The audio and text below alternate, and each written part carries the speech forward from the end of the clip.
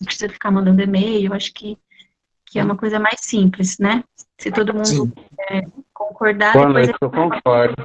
muito Tá, bom. ok. Depois a gente manda o link, então, aqui pelo chat e todo mundo já entra e já participa do grupo, ok?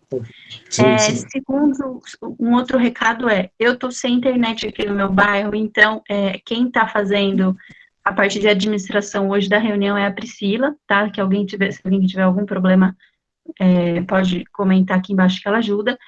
Se eu cair, a Maria vai me ajudar, a gente já combinou, né, Maria? A Maria vai fazer essa intermediação aí com a conversa, tá? Então, a gente vai trocando aqui. E eu queria apresentar o Takashi rapidinho, porque na segunda-feira eu esqueci de apresentar você, Takashi, mil perdão, mas acho que a maioria das pessoas que estavam aqui já te É, sim, conhecem, né? te acompanham, né? Tranquilo.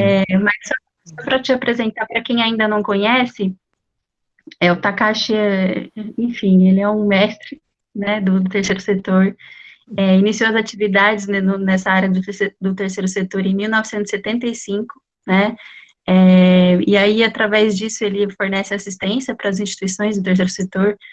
Até 2015, você tinha ajudado a construir mais ou menos umas 4.800 entidades. Hoje, eu acho que já deve passar das 5.000, né, Takashi? Já passou de 6.000 já. É, 6, ó, tá vendo?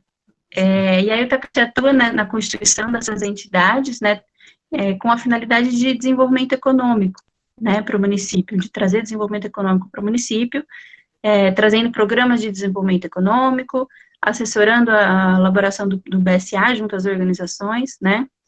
Uhum. Takashi é fundador da Apoio Brasil e da APTO, que é um centro de estudos para a difusão do terceiro setor, e é fundador também do Instituto Apoio Ambiental.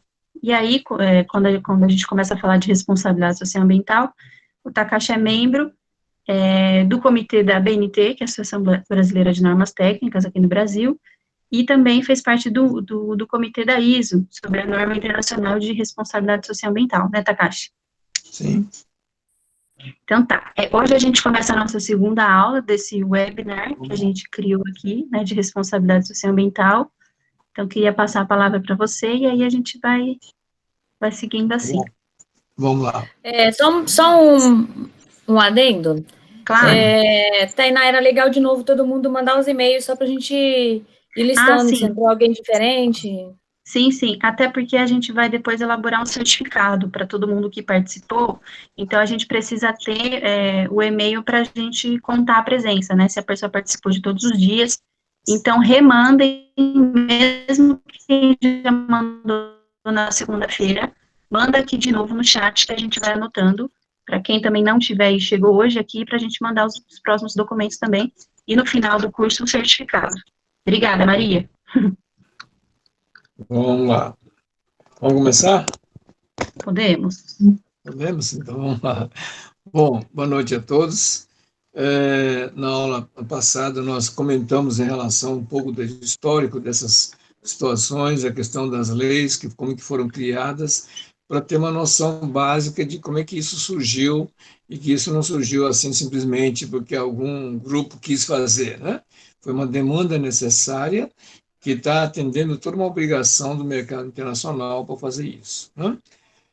Agora, vamos falar um pouco agora em relação ao auditor, né? Como é que vai ter que fazer uma auditoria de uma organização, de uma empresa, de uma associação? O que é isso, né?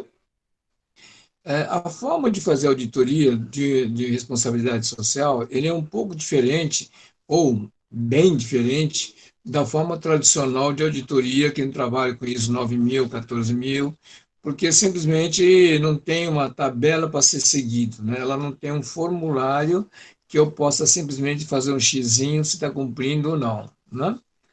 Então, tem uma característica bem diferente. E conforme o tipo da empresa, dependendo de onde ela se situa, qual a atividade que ela faz, ela muda completamente. Se eu estou com uma empresa que produz, vamos supor, calçados, se eu estou numa área, né, grande cidade, é uma forma.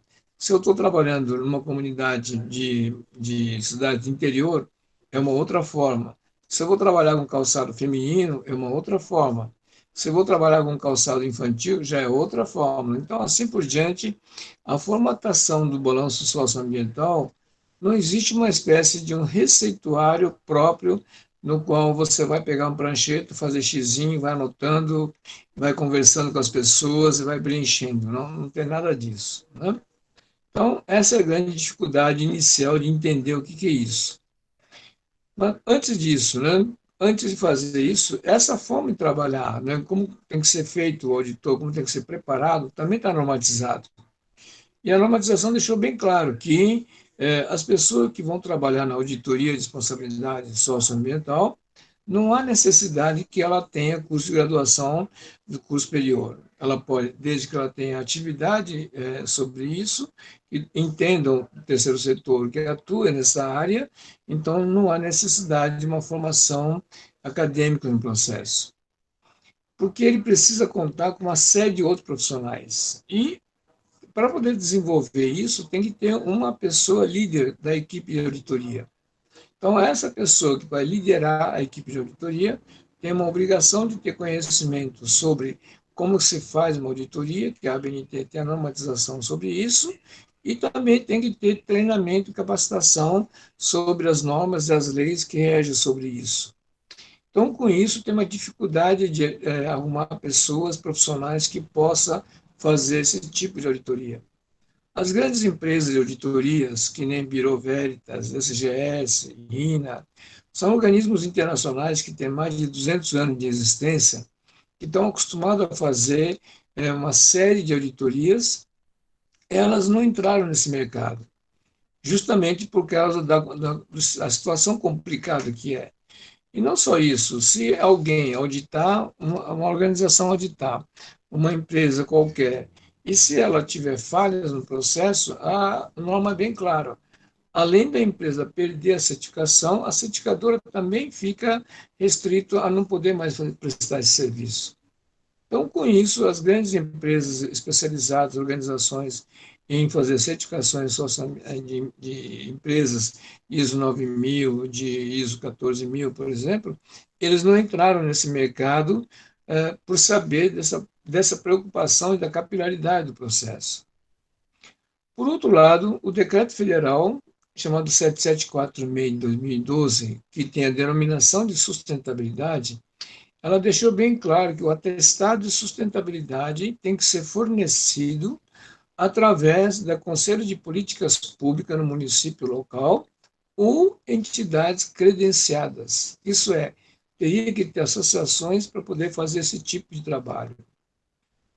Em função disso que nós acabamos montando e desenvolvendo um produto que chama CIMASA, que é o Sistema de Monitoração e Avaliação Socioambiental.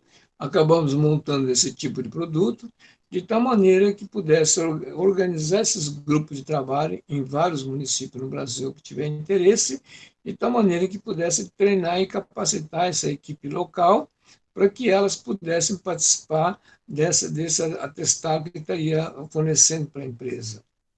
Então, na verdade, eu tenho o balanço socioambiental, que é a norma de contabilidade, eu tenho a norma da ABNT e ainda tenho o atestado que eu posso expedir no processo. Nós sabemos que nenhuma empresa, no primeiro momento, vai conseguir cumprir todas as etapas, tanto da norma de contabilidade, assim como a norma da ABNT. Eles vão ficar com muitos assuntos pendentes no processo. Então, há necessidade de criar um bom senso, de criar uma espécie de acompanhamento, e aí é o ponto importante do balanço, porque se você analisar apenas a norma da ABNT, tem uma forma de trabalhar, e quando nós analisamos a norma da contabilidade, tem uma outra forma de apresentação. Só que o documento final que eu preciso fechar é a norma de contabilidade, aonde vai me aparecer o ativo e o passivo. E isso é cumulativo de um ano para outro. Então, com isso, a pessoa que vai trabalhar e vai liderar nesse trabalho, ele tem que ter um conhecimento muito grande, ou então ele tem que contar com vários profissionais. Então, o que nós temos sugerido normalmente é: prepara-se um grupo de profissionais que entendem esse mecanismo no processo e aí ter em torno dele vários profissionais. Então, se a empresa que vai trabalhar, tem uma empresa química, é preciso de um engenheiro químico, que possa me dar a posição. Se eu vou trabalhar com uma construtora, preciso ter um engenheiro civil, ou um engenheiro eletricista, ou arquiteto que possa me dar a posição. Se eu vou trabalhar com uma área agrícola, preciso ter um agrônomo que possa me dar também a avaliação deles. E assim por diante, eu preciso contar com um rol de profissionais no processo. Por isso que o líder da equipe de auditoria não há necessidade que ela tenha formação acadêmica no processo. Ele tem que ter a flexibilidade de poder contar com esses profissionais todos e, conforme o tipo de cliente no processo, ele teria que chamar essas pessoas para fazer essas avaliações deles. A maioria desses profissionais, no caso, que como não tem o conhecimento da norma e a forma de trabalhar com isso, há um choque muitas vezes, porque o próprio profissional de contabilidade está extremamente bitolado no lançamento contábil do processo e não sabe mensurar determinados tipos de itens. Tanto que a resolução do Conselho de Contabilidade, a 1003 de 2004, ela me fala o seguinte: a resolução só tem 2 capítulos, falando que ela vai iniciar o processo no dia 1º de janeiro de 2006, e ela me fala no segundo capítulo que os dados não contábeis têm que contar com especialistas. Então, já deixou bem claro, contador, não é só você que vai fazer, você tem que contar com outros profissionais.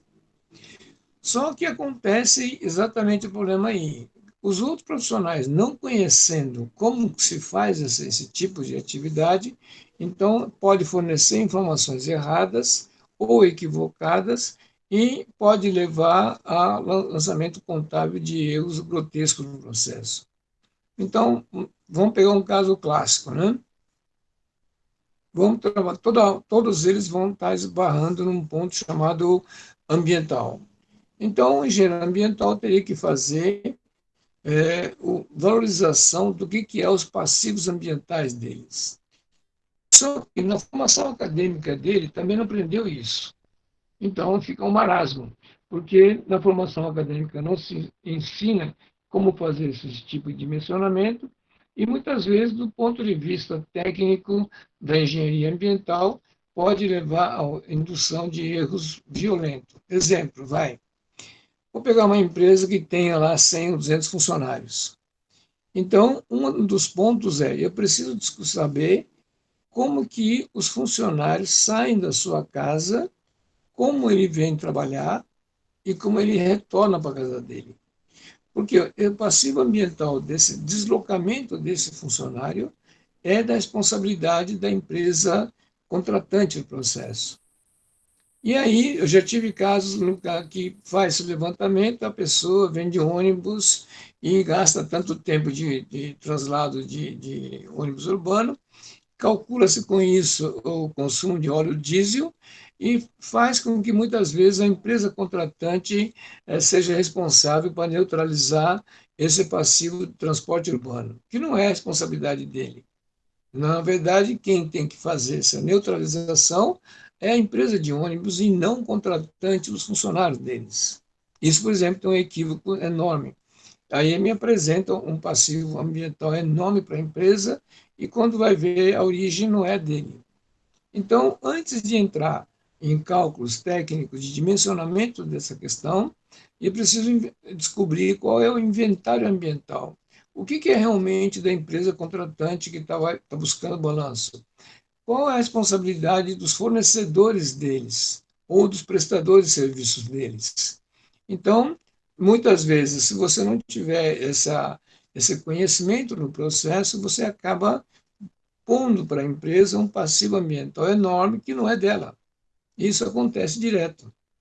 Então, o profissional técnico no processo, há necessidade de ter o conhecimento dessas normatizações para como, o que e quando colocar como passivo dela.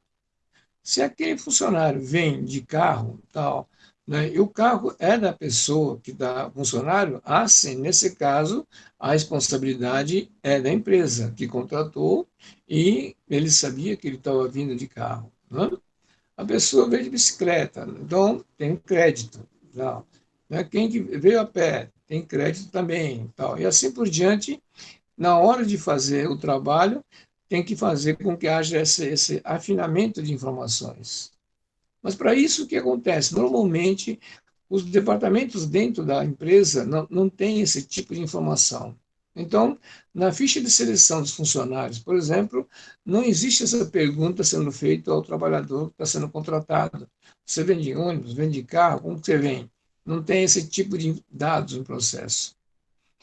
Então, com isso, há uma necessidade de, antes de estruturar, e antes de começar qualquer tipo de trabalho socioambiental, teria que avaliar a empresa, quais são os obstáculos que teriam e como é que o setor administrativo, recursos humanos, setor de compras da empresa possa preparar de tal forma que possa fornecer informações coerentes para que seja elaborado o balanço.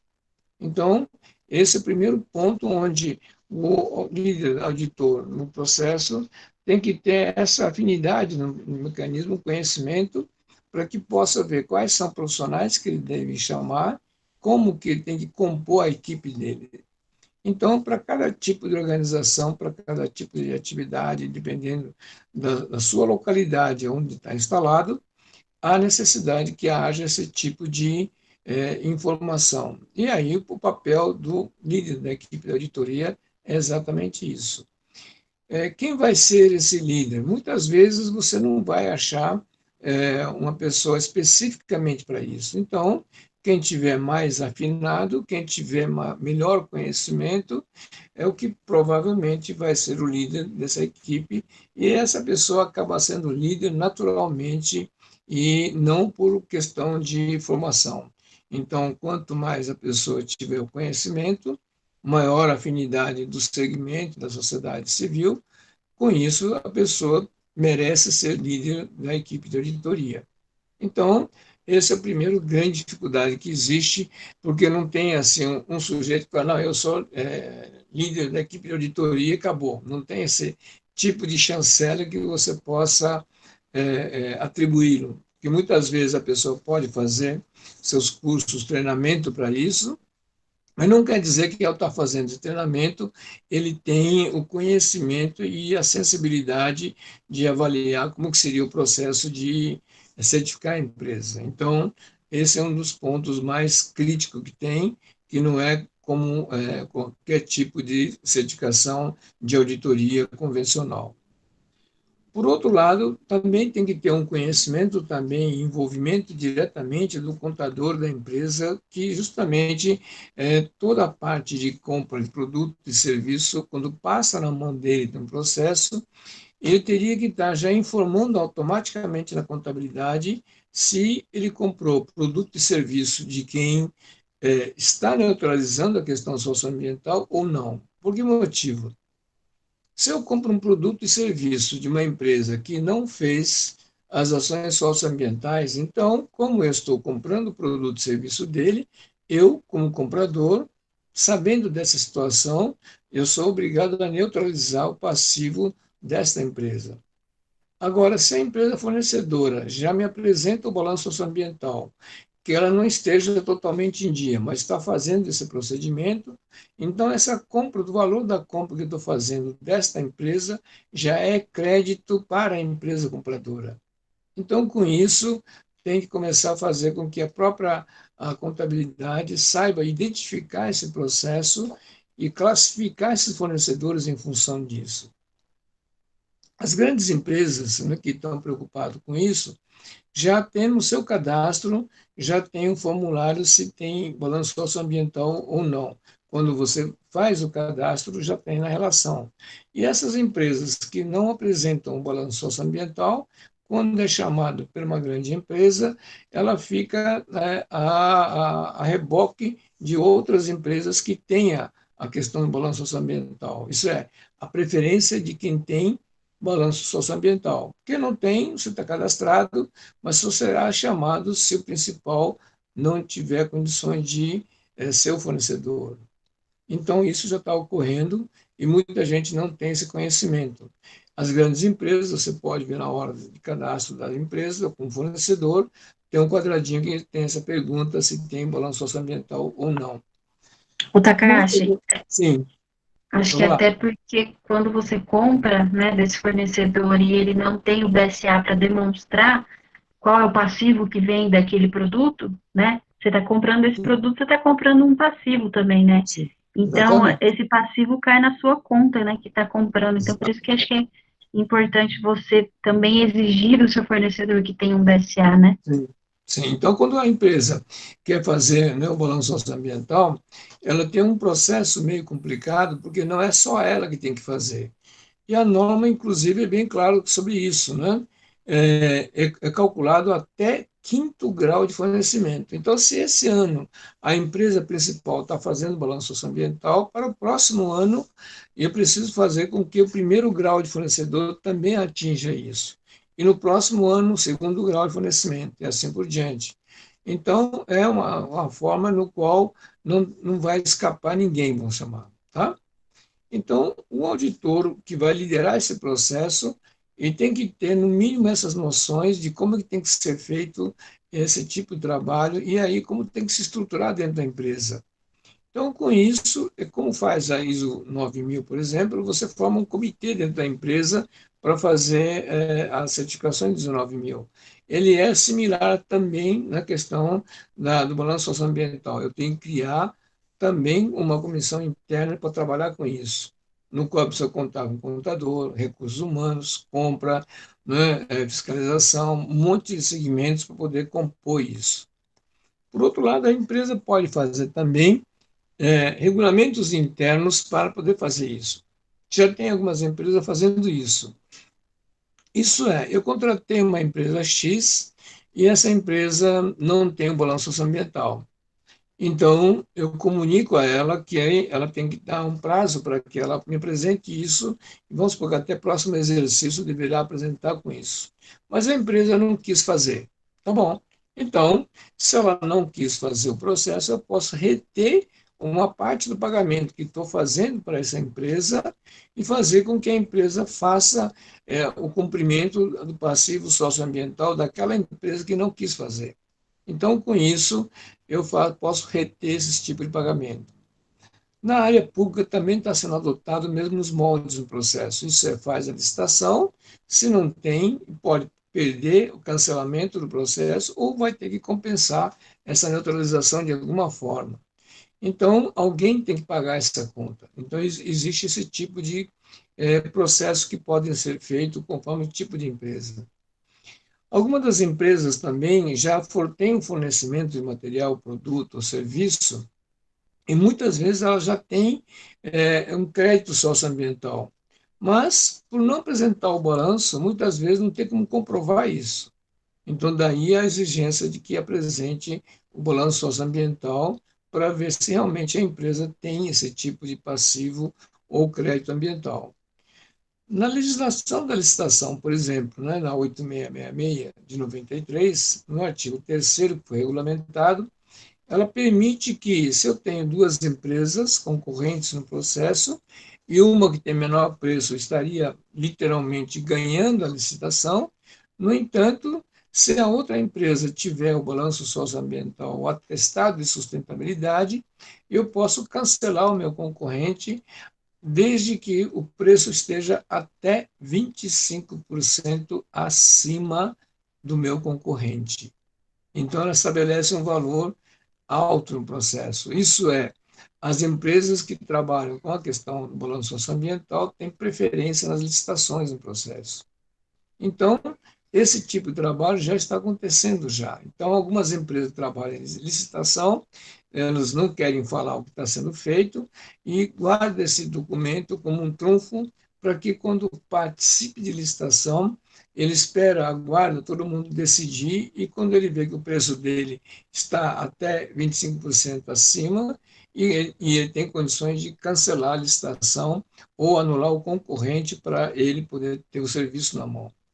Então, para poder fazer com que haja esse tipo de ação, o cuidado maior é que o agente ou os profissionais que vão trabalhar nessa questão da certificação não é simplesmente entregar um relatório qualquer, um balanço qualquer. Tem que ter bastante cuidado porque ela pode ser avaliada e pode ser questionada no processo. Quando o decreto federal me fala o atestado de sustentabilidade, isso é, para que possa expedir o atestado, eu tenho que ter o balanço socioambiental, se ela está cumprindo todas as exigências, para depois ela poder dar o atestado. E o atestado pode ter com restrição ou não. Então, esse trabalho, por exemplo, que normalmente caberia ao Conselho Municipal, é extremamente complicado porque os membros do Conselho não têm noção dessa responsabilidade e não sabem como fazer esse tipo de procedimento. E a lei deixa bem claro que é Conselho de Políticas Públicas, isso é, não é o Conselho de Assistência Social, ou Conselho de Desenvolvimento, ou Conselho de Saúde que vai dar o atestado. Não. O Conselho de Políticas Públicas, na verdade, é um decreto que o prefeito tem que fazer com que todos os representantes, os presidentes de todos os conselhos, formem um conselhão, que nós chamamos, e ela que pode dar esse tipo de atestado. Então, a lei deixou bem claro que, na ausência desse mecanismo, podem ser feitos através de entidades credenciadas. Daí a nossa luta para que se monte associações, para que possa fazer esse tipo de atestados. Então, com isso, abre um mercado extremamente grande. O azar desse decreto foi que, quando ela saiu, a primeira versão dela foi em 2012, e ela não foi possível de entrar em vigor em seguida. Por que motivo? Porque em 2012 estava sendo preparada todas as licitações da Copa do Mundo. E com isso, as empresas estavam literalmente ferradas e não poderiam participar do processo. Então, foi dada uma prorrogação desse prazo. Só que quando chegou em 2016, teve as Olimpíadas. Então, com isso, prorrogou outra vez, né? Em 2018, teve as eleições municipais, então teve que ser prorrogado outra vez. E aí, ela entrou realmente em vigor em janeiro de 2019. Então, o ano de 2019 é o marco zero do processo. Isso é, esse ano que começa a ser avaliado e começa a questão das certificações, dos atestados, para ver as impugnações. Já está acontecendo agora já as impugnações nesses processos já de licitações, né? Então, na verdade, esse ano 2020 praticamente pode considerar que é um momento zero nesse mecanismo. Então, com isso, houve todo esse atraso, por isso que a questão não foi assim tão ventilado. Agora começa a ser discutido isso. Nós também temos feito com que crie nos municípios as leis municipais de responsabilidade socioambiental. Por que motivo? Porque não só, né, essa questão do balanço socioambiental para efeito de licitação, o município, quando não tem esse tipo de regramento no processo, as empresas que ganham dinheiro naquele município acabam não aplicando as ações socioambientais nela e pode aplicar em outros lugares. Um exemplo clássico disso, vai. Eu quero que um agente financeiro, um banco, destine os 2% do depósito à vista para que possa fazer recuperação de créditos de pessoas físicas ou jurídicas que estejam com problema SPC, Serasa, para gerar emprego e renda no município. E existe a resolução do Banco Central para isso, que é a resolução 3.109, de 2003, e não adianta nada eu ter uma entidade de crédito chegar e bater na porta do banco para discutir isso, que o banco simplesmente vai falar o seguinte: olha, o meu banco já faz isso em outros municípios, já faz, aplica isso na sua matriz, ou então ela investe na favela da Rocinha, ou então está plantando árvore na floresta amazônica tal, e começa a dar toda uma desculpa no processo. Enquanto isso, se tiver a lei municipal de responsabilidade socioambiental, eu posso exigir que ela faça essa aplicação no meu município. E se não fizer, eu posso criar uma espécie de um imposto compulsório social no processo. Então, com isso, eu posso boicotar essas empresas que, se não fizer no município, posso literalmente criar barreiras para ela. Então, por exemplo, vamos pegar um outro caso clássico disso. Todo mundo conhece produtos de boa qualidade, por exemplo, que tem um produto, vamos chamar, Sadia da Vida. Tá? essa empresa está sediado, né, a fábrica dela em Chapecó, em Santa Catarina. Então, toda a venda que tiver em todos os municípios brasileiros, ela acaba sendo induzido todo o crédito socioambiental naquele município no processo. Só que, se você não tem a legislação, eu não posso exigir que ele me aplique ação social ou ambiental proporcionalmente na venda que ele ganhou com a venda no meu município. Agora, tendo a lei, já posso fazer isso. Então, com isso, muitos municípios brasileiros já começaram a criar leis municipais de responsabilidade socioambiental, independente das resoluções das outras legislações federais. Então, esse tipo de ação permite com que as organizações possam dar certificados para elas. Com isso, eu posso assegurar que o município que ela está fazendo ação social é compatível no meu município. Isso está começando já a entrar em vigor, já tem muitos municípios brasileiros que estão se organizando, já fizeram as legislações.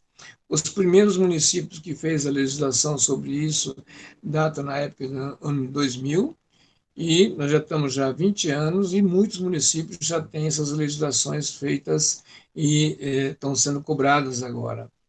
O que ficou meio defasado foi a desgraça do decreto que foi feito em 2012 e só entrou em vigor agora em 2019 no processo. É isso que houve um contratempo no processo, mas o processo continua, né? Agora, por exemplo, na questão da crise que está acontecendo agora na pandemia, esse tipo de lei agora está sendo assim de valor muito importante nos municípios, onde elas podem cobrar das empresas as doações e a participação nisso. E isso é um dos passos da responsabilidade. Então, aquele auditor que vai trabalhar, ou os profissionais que vão trabalhar na auditoria, não adianta ter o conhecimento específico da sua área, mas sim tem que ter uma interação com demais profissionais de tal forma que possa realmente dimensionar e nortear a forma de certificar aquela empresa ou conduzir o processo de estruturação do seu balanço socioambiental. Então, essa dificuldade é generalizada. Então, há necessidade de que vários profissionais se juntem para que sejam treinados, capacitados para melhor entendimento desse mecanismo. Então, o auditor líder do processo, então tem que ser um sujeito extremamente flexível no processo, no qual possa sentar em cada um dos segmentos e daí consultar seus profissionais que possam realmente validar o mecanismo. E isso tem uma complicação muito grande. Um caso clássico, por exemplo, de uma complicação contábil, não é? Isso a gente já pegou em várias empresas, esse mesmo cacuete no processo que nós brincamos, né? As empresas de regime de lucro real, a lei permite que, mensalmente, a empresa provisione 13º do pagamento do 13º das empresas e que esse valor seja dedutível da base de cálculo do imposto da empresa. Então, com isso, sabendo dessa possibilidade da dedução, as grandes empresas que pagam seus tributos, né, mensalmente ou trimestralmente, eles aplicam no cálculo contábil de que há um provisionamento de X valor da folha de pagamento em relação ao provisionamento do 13º. Ela informa isso para o fisco e ela faz isso na contabilidade. E aí, quando você vai avaliar onde está esse dinheiro, você não encontra isso. Por quê? Porque esse valor não existe. Ele simplesmente foi feito uma manobra contábil para pagar menos impostos e não fez o provisionamento real. Isso é uma elisão fiscal, é um crime, na verdade. E eles esperam que até o fim do ano possa ter dinheiro acumulado para pagar o 13º. Então, são situações, por exemplo, clássicos, onde o auditor, quando vai trabalhar em cima disso, tem que saber analisar o balanço da empresa para saber sobre isso. Nós sempre, quando encontramos isso, a questão é bem, assim, bem simples, né? Se houve um provisionamento de 50 mil ou 100 mil reais no exercício do mês passado sobre 13º provisionado, a pergunta é, onde está aplicado esse dinheiro? Porque tem que apresentar saldo bancário para poder fazer a conciliação da contabilidade com a questão tributária. E normalmente não tem isso. Tem o dinheiro contabilmente deduzido, mas o dinheiro não foi provisionado como a lei obriga a provisionar. Então, isso, por exemplo, é um caso clássico de elisão fiscal que a empresa está praticando. Então, ele está dando um jeitinho. E isso, na norma de contabilidade, ela reconhece que é possível fazer, mas não fazem a avaliação porque espera até o final do ano para complementar o saldo para poder pagar. E isso a auditoria de responsabilidade tem que observar e falar, comentar, nós constatamos isso, viu bem? Então, esse tipo de ação é clássico, provisionamento de 13º, depreciação de equipamento e materiais, um monte de coisa, são clássicos no processo. Uma outra manobra que a empresa faz normalmente é, você tem todo o equipamento, material, veículo, que você precisa ter uma vida útil, tem que trocar periodicamente. Só que a coisa mais interessante é que passa o ano inteiro trabalhando com isso, quando chega principalmente no mês de outubro a novembro, de repente as empresas trocam um computador, mesa, carro, não sei o que, tal, e ela não fez isso durante o ano. Né? Isso é o típico caso também de uma elisão fiscal que está sendo feito, onde deixa esse valor, se deixar esse valor, vai acumular um lucro no processo, vai ter que pagar um imposto mais caro, então ela faz com que faça a compra desses veículos, troque isso para ter dívida para o próximo exercício, de tal maneira que pague menos imposto e declare que teve prejuízo no processo. Quer dizer, isso é uma manobra clássica das empresas brasileiras, mostrando que está tendo prejuízo no mecanismo. E não é nada disso. Isso é manobra documental. E isso, a auditoria também tem que avaliar sobre isso. Então, tem todo um risco de trabalho que simplesmente o auditor de responsabilidade socioambiental não é um cidadão qualquer que simplesmente vai enfiar o dedo no nariz do sujeito, da empresa, coisa parecida. Não. Eu posso fazer tudo isso de uma forma completamente diferente. Vamos pegar um caso clássico do provisionamento do 13º.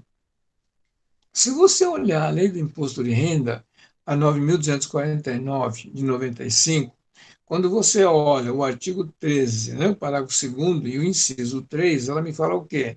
Que 2% do lucro operacional das empresas poderá ser destinado para beneficiar o trabalhador da empresa doadora, né, seus dependentes e a comunidade onde atuarem. Então, esse dinheiro que ele vai ter que aplicar no processo, se ela for feito isso via uma associação no processo, a empresa é premiada com redução da carga tributária sobre isso. Então, isso é traduzindo em miúdo.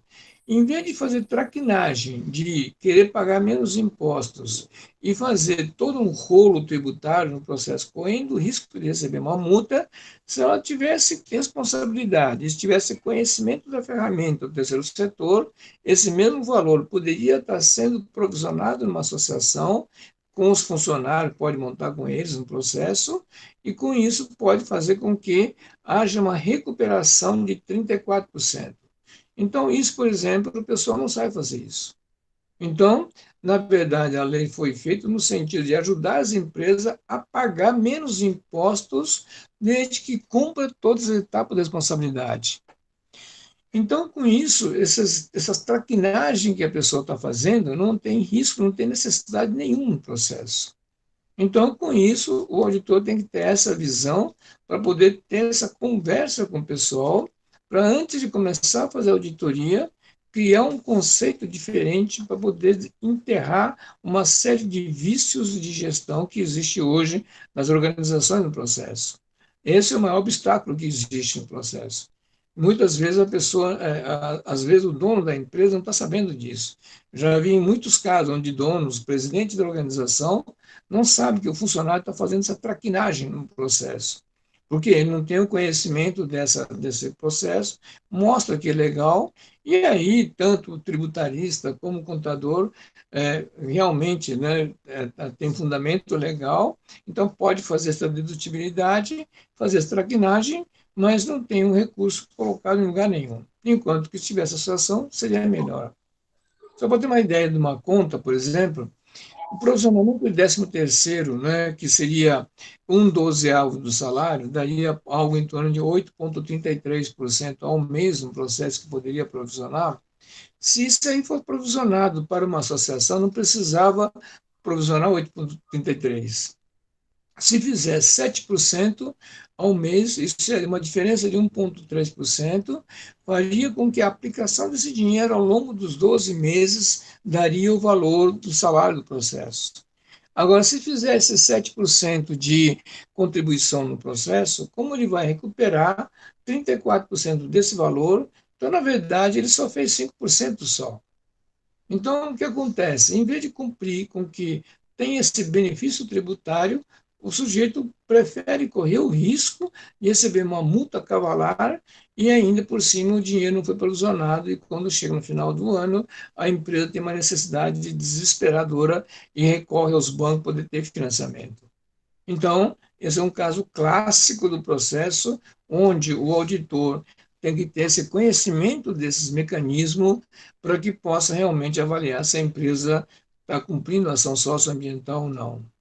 Então, a dificuldade de preparar esse profissional é exatamente isso.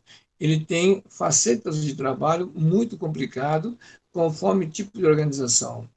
E aí vai uma série de traquinagens que as empresas praticam além disso. Então, simula-se uma série de prejuízos, simula-se uma série de ações, aquilo que eu falei, né? O primeiro item da norma de contabilidade do balanço socioambiental, até 15, é o chamado de avaliação econômica da empresa. Isso é, se a empresa não estiver bem, se ela não estiver saudável no processo, não adianta querer fazer benemerência, coisa parecida, e se a empresa vai falir no processo. Então, até nesse ponto, a questão da responsabilidade socioambiental chega a abordar, inclusive, esse detalhe no processo. E aí começa a ter dificuldade de mecanismo. Porque se você não tiver o entendimento daquela categoria, daquela atividade da empresa, muitas vezes a empresa está tendo toda uma dificuldade financeira porque foi concebida de uma forma completamente equivocada. E essa questão começa a atrapalhar o custo operacional da empresa e aí ela não vai sair do prejuízo nunca. Então, o papel do auditor de responsabilidade, além dessa questão de orientar o procedimento de cada uma das empresas, ela tem a obrigação de fazer essa avaliação. Então, não é qualquer pessoa simplesmente que queira fazer um curso qualquer de responsabilidade e acha que sabe fazer o processo. Ele tem todo um detalhe técnico complicado que tem que ser avaliado. Então, aquilo que eu falei, né, no primeiro item da norma de contabilidade, a pergunta que é feita na norma é: quanto que você distribuiu de resultado, o lucro da tua empresa com seus funcionários? Né? Essa questão é regulamentada através de uma lei complementar à Constituição. Por que é a lei complementar à Constituição? Porque está na Constituição Federal Brasileira, no artigo 7 da Constituição, como direito do trabalhador brasileiro urbano e rural. Então, cada um deles tem direito à participação do resultado da empresa. E ninguém está falando no lucro da empresa. Por quê? No lucro, como eu acabei de falar com vocês, a traquinagem que pode ser feita na contabilidade para pagar menos impostos. Então, o governo, já sabendo sobre isso, já criou uma outra norma de contabilidade chamada valor adicionado, a T3, NBC T3. Então, no cálculo do valor adicionado que vai aparecer quanto que a sua empresa valia o ano passado e quanto que está valendo esse ano. Essa valorização que houve de um ano para cá, que tem que ser rateado com os seus funcionários e com aqueles que prestarem serviço a ela, inclusive terceiros. que também te ajudaram para que a sua empresa tivesse esse resultado. Só que isso, por exemplo, é a primeira coisa que as empresas não fazem. Fazem a norma, o balanço convencional, econômico, tributário no processo, mas o valor adicionado eles não fazem isso. Que deveria fazer isso na hora que está fazendo esse tipo de ação, porque aí eu sei quanto que eu tenho realmente de resultado que eu preciso distribuir para o meu funcionário ou não. Então, isso é um chavão impressionante no Brasil. E o que regulamentou foi isso, foi uma lei complementar à Constituição. E, no entanto, o pessoal não respeita. Por incrível que pareça, em muitas empresas, tributaristas de empresas não sabem disso, infelizmente. Então, o papel do auditor de responsabilidade socioambiental já começa por aí, né? Então, as empresas, mesmo que fazem, aquelas que fazem distribuição de resultado, que a gente já pegou em vários casos, não, nós fazemos, tal. Aí eu falo assim, então tá, me dê a referência que você baseou para fazer esse tipo de participação. Então, eles falam assim, num sonoro coro, dizendo que estão obedecendo o dissídio coletivo sindical. Tá? Só que é o seguinte, os sindicalistas, né, o Sindicato de Trabalhadores, também não conhecem que tem essa norma contábil e não exige isso. Então, com isso, faz uma conta nas cores que a gente brinca, em cima da contabilidade, e fala assim, olha, esse ano aqui só deu um resultadozinho aqui, um lucrozinho de tanto, então vamos dividir esse negocinho, tá? E aí é aceito através do dissídio coletivo, quer dizer, os sindicatos também não sabem fazer isso. Então, o trabalhador não lê a Constituição Federal, o sindicato não lê a Constituição Federal, o empresário não lê a Constituição Federal e todos os funcionários dele, contratados, ele também não lê a Constituição e acaba passando essas coisas. Né? Então, Takashi, sim. eu tenho uma pergunta. Não sei se eu posso fazer já ou se eu deixo para o final, mas é sobre esse assunto. Sim. Então, a gente entende que hoje as empresas, a maioria das empresas não tem esse profissional da contabilidade ou, enfim, qualquer pessoa da equipe que entenda que a responsabilidade social ambiental é isso, né? Começa daí, né? Exatamente. Então, ainda que a empresa vá fazer um BSA, né? Que ela contrate uma associação para fazer um balanço social ambiental junto com ela, né? Ainda que o auditor traga o contador dessa empresa para falar, olha, é feita dessa forma, né? Por exemplo, essa questão aí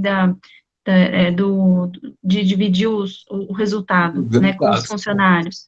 Então, ainda que o auditor converse, explique que precisa ser assim, não vai ainda estar incorporado, às vezes, dentro da empresa. Né? Como que a gente faz isso para isso ser incorporado ali? Porque às vezes ela também vai fazer só para fazer o BSA, né? E, né, você sai o auditor e aí ela volta a fazer tudo como era antes. Como que seria, com essa criação da comissão que você falou, que precisa ser permanente essa comissão? Isso. E não só permanente, o atestado é anual. Então, ele pode fazer agora, dar um jeitinho, mas no próximo ano, se ele não cumpriu as etapas, vai aparecer a caca dele, entendeu? Então, não tem como escapar. Né? A grande dificuldade não é só isso, não, tá? Em primeiro lugar, né, que dar um jeitinho. Né? Então, todo mundo acha que ao implantar um programa de responsabilidade socioambiental, a pessoa vai ter um custo a mais. É o contrário, é exatamente o contrário. Vai ter uma redução do tributo a pagar. Né? Então, isso que ele não sabe trabalhar com isso. Então, muita gente, quando explica a situação, primeiro ponto é, não, mas isso vai me custar caro, eu vou ter que dar dinheiro para o funcionário, um monte de coisa tal. Não, você vai dar o dinheiro, mas você vai descontar o imposto. Pô. O governo já fez poder deduzir do imposto de renda, não é? Então, o que está reclamando? Tá? É o caso, por exemplo, que eu acabei de falar para você agora há pouco da Sadia. Tá. Então, os 2%, ela fala o quê? Para o trabalhador da empresa, dos seus dependentes e a comunidade onde atuarem. Então, se o cara está com a empresa em Santa Catarina, mas está atuando aí em Mojimirim, Mogi Guaçu, Campinas, onde for, então, proporcionalmente, essa comunidade que ele pode aplicar. E isso é dedutível do imposto da empresa. Entendeu bem? Então, com isso, não tem justificativa do processo. Então, muitas vezes, quando entra no embate, na discussão da questão da responsabilidade socioambiental, existe esse primeiro choque de que a empresa está cometendo uma série de caca e aí aparece alguém apontando as cacas, vamos supor. Então, ele já fica meio ressapiado, né? Quando ele entende que isso é um ganho que a empresa vai ter, vai deixar de pagar os tributos, né? E com isso ela vai poder reduzir o custo da empresa e ganhar competitividade na empresa, aí ele acaba sendo seu amiguinho, que eu falo, entendeu bem? Então, o auditor, né, os equipes de auditoria que vai fazer, tem que ter essa linguagem uniformizada para fazer isso. Então, vamos supor o caso da engenharia ambiental. Eu não vou calcular simplesmente os passivos ambientais para ficar enchendo o saco dele. Ao contrário, vamos pegar na sua indústria, em termos de investimento na área de equipamentos que teve que fazer em relação aos resíduos. A questão da política de logística reversa que a empresa tem que implantar, que é o custo da empresa, um monte de coisa. Se isso for feito via uma associação ambiental, ela entra no cálculo de 2% da redução da carga tributária dele no processo. Então, ele vai ter um ganho. E aí, vamos supor que eu tenho que fazer uma estação de tratamento de esgoto. Tá. Uma coisa é ele fazer a compra do produto diretamente, contratar em empresa de engenharia, tal, e despesa só direto como convencional. Se essa obra for feita via associação ambiental, esse mesmo valor ele tem uma dedutibilidade no imposto de renda. Isso é, vai ter uma economia naquela obra de 34,4%. Então, ele vai ter que gastar de qualquer jeito, mas se usar via associação, vai ter essa diferença de custo e vai ter esse crédito desse tratamento desse esgoto a favor dele como crédito ambiental. Todo ano vai ter isso a favor dele. Enquanto você fizer esse tipo de obra sozinho por conta dele, ele não teve o benefício de 34% de dedução da obra e não vai poder ter o crédito do tratamento de esgoto, já que aquela obra é dele só e não teve nenhum benefício para ele também no processo. Então, literalmente, é uma burrice esférica que a gente brinca. Então, Eu esse acho que entendimento... acho que é a questão do conceito, né? Acho que a gente precisa Sim. mudar o conceito da responsabilidade social ambiental, que hoje, né, é mais nessa parte de benemerência que você falou, né, de filantropia, e às vezes é mais difícil fazer manobra fiscal do que fazer a coisa certa que está aí, né, Sim. via associação, que é muito mais simples, né. E Ô, tem toda a Takashi, legislação dando suporte, entendeu? sim, sim. Ó, a gente tem uma pergunta aqui do Carlos Virtuoso, que é sobre Sim, a avaliação econômica que você estava comentando, né? Ele sim. perguntou como ficam as empresas agora que fizeram essa avaliação econômica e estavam desenvolvendo projetos e agora veio, de repente, a pandemia do coronavírus. O que fazer? Não, a questão da quando faz o cálculo adicionado, o faturamento do exercício faz parte da contabilidade, mas não é o mais significativo, por incrível que pareça, tá? Porque ela não é baseada na receita simples da empresa, entra vários fatores de avaliação. Então, ela não é tão sem sentido, não. Essa questão agora que nós estamos vendo pandemia, por exemplo, é lógico que pequenas e médias, alguns negócios estão literalmente ferrados, mas do ponto de vista empresarial, para efeito de cálculo adicionado, não teve tanto prejuízo, não, tá? E, ao mesmo tempo que acontece o seguinte, ela pega o valor histórico dos últimos 12 exercícios. Então, essa pandemia, essa falta dessa receita, ela só vai ter reflexo no próximo exercício só. Então, para esse exercício não tem diferença nenhuma, tá? Então, não tem problema quanto a isso. Ela não chega a impactar, não, tá? Ok, respondido, Carlos. Bom, além disso, o que acontece? O auditor, então, que é o ponto-chave do processo, a pessoa tem que ter uma noção sobre isso, lógico que não vai ter todo o conhecimento, então tem que ter um grupo de trabalho que dê suporte e que simplesmente não vai emitir nenhum documento qualquer no processo, não, tem que sentar através de uma equipe e fazer isso.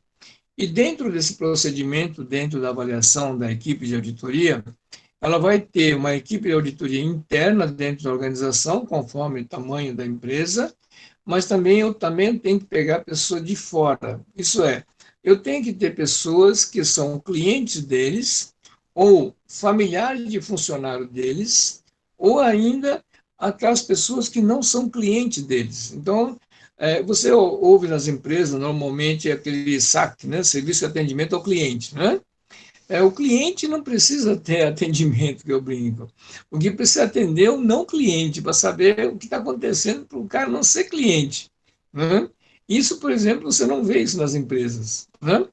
Ele quer tratar bem o cliente e não trata coisa nenhuma. Na verdade, é um telefone que é obrigado a ter para atender uma legislação do PROCON e acaba simplesmente botando o Zé Manel, terceiriza aquela atividade e fala que tá feito o trabalho. E não está havendo, na verdade, um trabalho real do processo. Então, se tem um comitê de trabalho com a responsabilidade, eu teria que ter reuniões periódicas com meus funcionários e com meus clientes e não clientes, para poder saber como é que eles estão vendo a organização e quais são as ações que eu preciso fazer para corrigir ou melhorar a empresa no processo. Então, não é simplesmente jogar o dinheiro, que eu tenho dinheiro, eu estou dando para vocês no processo. Não, às vezes não é nem dinheiro, é sim a postura da empresa em relação a isso. Então, ela começa com a própria concepção da empresa. Então, o arquiteto, o engenheiro que vai fazer a obra de uma empresa, se ele tem uma noção de responsabilidade socioambiental, ele vai projetar aquela obra, aquela construção, em conformidade dos conceitos de responsabilidade socioambiental. Enquanto que o engenheiro arquiteto não tem essa noção, vai fazer obras convencionais no processo. Então, ele começa herdando um passivo socioambiental eternamente. E assim por diante a coisa engrossa, que nós falamos. Então, há uma necessidade de fazer com que haja esse tipo de concepção. Um exemplo clássico disso, né? Quando nós pegamos uma empresa, né? Quando você vai numa grande empresa, é comum você ter que parar o carro fora, não é isso? E simplesmente tem que se identificar na portaria, e aí o cara é conduzido para a empresa, mas normalmente esse estacionamento é somente dos funcionários, né? E o visitante que se lasca, que deixa o carro fora, né? E o slogan da empresa é: o cliente é o mais importante, né? Não tem, é completamente contraditório o processo, não é isso? Então, o que acontece? Todo o procedimento da concepção da estrutura, da concepção das empresas, muda completamente isso. Por exemplo, assim, quando você marca uma reunião com uma empresa, por exemplo, você marcou com antecedência, você já está comunicado que você vai estar tal dia, tal horário, reunindo com fulano e tal na empresa, não é isso? Aí eu chego na portaria, o Zé Mané, que é terceirizado, ele te vê você como um bandido, como risco, aí ele tem que ligar para a recepção, para que a recepção possa comunicar a pessoa que eu estou lá, para poder dar autorização do processo. Pô, então por que você marcou, porra? Deu, né? Você pede um tempo desgraçado. A empresa, por exemplo, tem responsabilidades, você marcou o processo, ao você chegar no portão, o cara da portaria, o porteiro terceirizado, já está comunicado, porra. Ele já está comunicado. Ele simplesmente ele fala assim: sim, bem-vindo, tal, fala o seu nome, inclusive, e te conduz à reunião direto, tá vendo? Você não é nenhum bandido que está indo lá assaltar a empresa.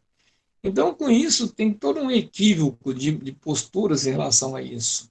Então, como você vai mexer com isso, o auditor tem que ter uma paciência muito grande, porque isso não dá para sair de um dia para outro. Então, no primeiro momento, é um grande choque para as empresas no processo e para os profissionais, e ao começar a entender isso, ele vai mudando o processo. Por isso que é chamado de balanço, porque ele é feito anualmente, esse mecanismo. E aí, você vai saber se o passivo aumentou ou diminuiu, como é que é o processo. Então, esse tipo de ação que o auditor tem que ter essa noção dessa situação que vai enfrentar com essa postura do pessoal, e com isso tem que fazer com que haja um entendimento melhor dos procedimentos para que haja um amadurecimento de todo mundo. Tem muitas empresas que nasceram com esse conceito, por exemplo, já tem empresas no Brasil que são exemplos de trabalho completamente diferente. Né? Não tem, por exemplo, ponto para você marcar, ninguém está marcando para você o horário de trabalho, você tem a sua tarefa a ser cumprido, então não há necessidade que fique alguém te enchendo no processo, né? Então começa a mudar toda a postura. Se um está com dificuldade, não veio trabalhar, o outro substitui, automaticamente no processo combina entre eles, porque o que importa é o resultado da organização da empresa no processo, né? Então, com isso, muda o questionamento. Agora, por exemplo, por causa dessa crise, um monte de coisa, começa a aparecer esses lados, né, falhos do mecanismo das empresas que não têm essa preocupação e das empresas que têm essa preocupação, né? É comum também que na área do RH, por exemplo, que não é simplesmente o formulário que tem que se adaptar, né? Então, o que acontece? Se eu tenho que cumprir certas exigências, eu tenho no formulário do balanço socioambiental, me fala, tem pergunta, qual faixa etária, qual cargo, né, que a pessoa ocupa, o sexo dessa pessoa e a equiparação salarial delas no processo. Se eu tenho essas informações contábeis que eu preciso fornecer, se eu estou fazendo recrutamento das pessoas, então já tem que adaptar esse processo para contratar as pessoas que se atendam a essas necessidades do balanço socioambiental. Então, não é simplesmente fazer uma análise fria das fichas de admissão das pessoas. Eu tenho que estar também ligado com a contabilidade para saber o que está acontecendo, precisa contratar mais mulher, é homem que precisa contratar, o que está acontecendo com isso. E aí tem que tomar decisões no conjunto. Então, Takashi, eu queria fazer uma pergunta. Primeiro eu vou perguntar, o Ney Rocha perguntou se a Agência de Desenvolvimento Econômico Social e Ambiental pode ser uma dessas entidades para fornecer essas empresas o atestado de sustentabilidade, sim, né? sim, Se ela pode ser, pode. E outra, desde que ela esteja capacitada para essa finalidade, que esteja credenciada. tá, e outra coisa que eu queria perguntar é a partir do momento que a empresa decide que ela quer fazer um BSA, né? Pelo que você está falando, eu estou entendendo que também não adianta ela só fazer o BSA, né? Não, Ela tem que mudar todo esse processo, né? Tem que ser, exatamente. e isso é função da instituição que está fazendo o BSA, que está ajudando ela a fazer o BSA, ou é Tem que uma questão. mostrar isso, tem que mostrar isso no relatório, que você está fazendo o balanço socioambiental, está ajudando ela, mas tem tais falhas, e aquelas falhas, aquelas lacunas, pode ser resolvido assim, assim, assado. Você fazer um relatório para isso. Esse é o ponto mais importante que Tá. você está ajudando a empresa, tá? Então, acho que a grande questão é que o BSA faz parte de um programa de responsabilidade socioambiental que a empresa se propôs a criar e a reproduzir dentro da empresa, né? Exatamente. Se Isso ela faz com que muda toda a postura dela em relação a isso, tá? Tá, e aí se ela resolve, num primeiro momento, contratar o BSA, é um Sim, primeiro passo para ela, sim. né, começar Se essa ela mudança. conscientizar. Exatamente. Ok, tá bom. Tá? Então, ele não tem, no primeiro momento, ele não tem nenhum entendimento disso, ele fica assustado no processo, né? Então, ele não tem esse conhecimento do mecanismo. Então, tem que mostrar para ele, ó, vamos fazer balanço? Tá bom. Então, é o Uhum, primeiro passo. Só que é o seguinte, ó, você precisa ter uma equipe, você está com esse problema, assim, assim, assim, assim, e você aponta para ela, e, além disso, você pode dar as sugestões das saídas alternativas dela, tá? tá. Então, isso que é a dificuldade de você fazer o balanço socioambiental, que não é um documento simples, que simplesmente, aquilo que eu falei, né, pegar a prancheta, marca, tal, tal, e Uhum, acabou, fez a conta, entendeu? Então, uhum. é complicado. É um acompanhamento.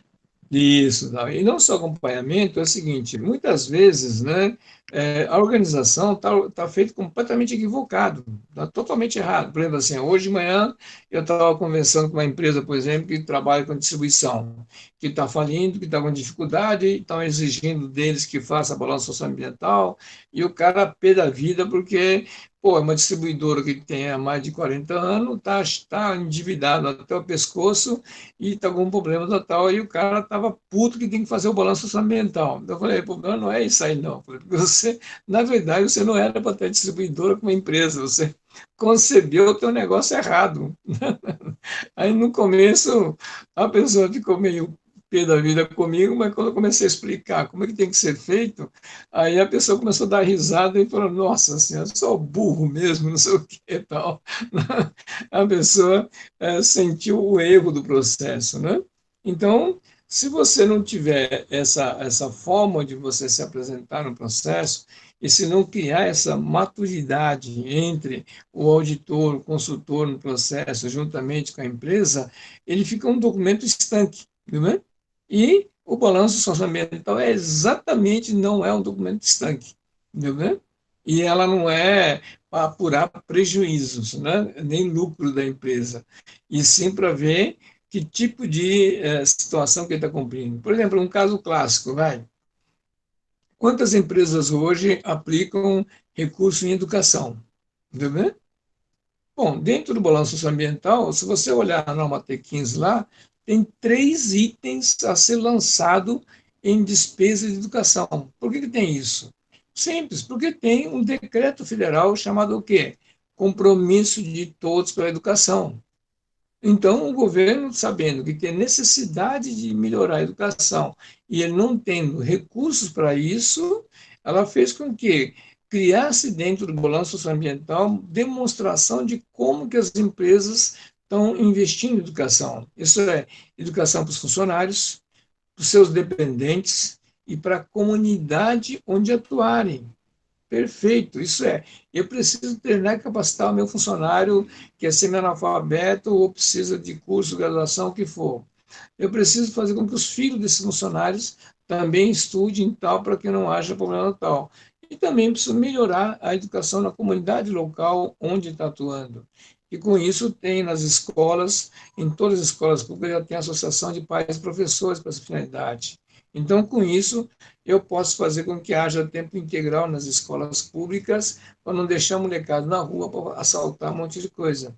Então, quando você faz uma análise desse processo legal nisso, a justificativa de ter colocado esses itens é perfeita no processo. Só que as pessoas não estão lendo isso. Por exemplo, outro dia eu estava numa associação comercial de uma grande cidade, capital, e discutindo a questão do comércio justo. Então, como eu falei assim, você sabe que existe uma legislação sobre comércio justo? O cara, o quê? Ué, você não é do comércio, cacete? Você não é presidente da associação comercial? Você não sabe que tem uma porra de um decreto federal chamado comércio justo? Não, então você lê. Entendeu, né?